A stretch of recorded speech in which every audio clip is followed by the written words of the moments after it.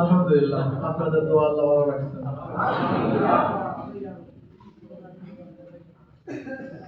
আগামী 12 তারিখে ইনশাআল্লাহ আমাদের যুদ্ধের রেজাল্ট বের হবে ইনশাআল্লাহ।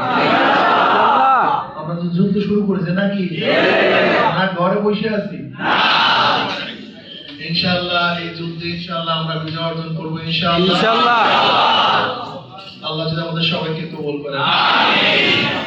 অবশ্যই আপনি মনে রাখতে হবে এখন যোদ্ধার কাজ হলো জান এবং মাল দিয়ে অংশগ্রহণ করা। এটা ফায়দাটা কি মহব্বত করে, আন্তরিকতা বাড়ে, স্পৃহা বাড়ে, স্পিড বাড়ে, কাজের মধ্যে মজা আসে। ঠিক না? এর জন্য এখানে যারা আছেন আমি বলবো প্রত্যেককে জান এবং মাল দিয়ে আমাদেরকে চেষ্টা করতে হবে।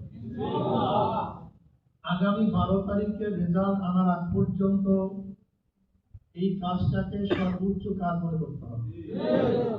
আমাদের চাকরি আছে, নৌকারি আছে, ব্যবসা আছে, বাণিজ্য আছে, ঘর আছে, বাড়ি আছে, সব আছে।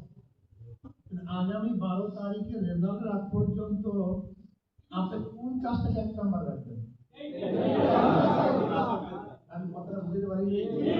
ব্যবসা আছে কি নেই? চাকরি, কৃষি, সংসার সবই আছে। কিন্তু এর মধ্যে এই কাজগুলির মধ্যে আপনি কোন কাজটাকে 1 নাম্বার রাখবেন?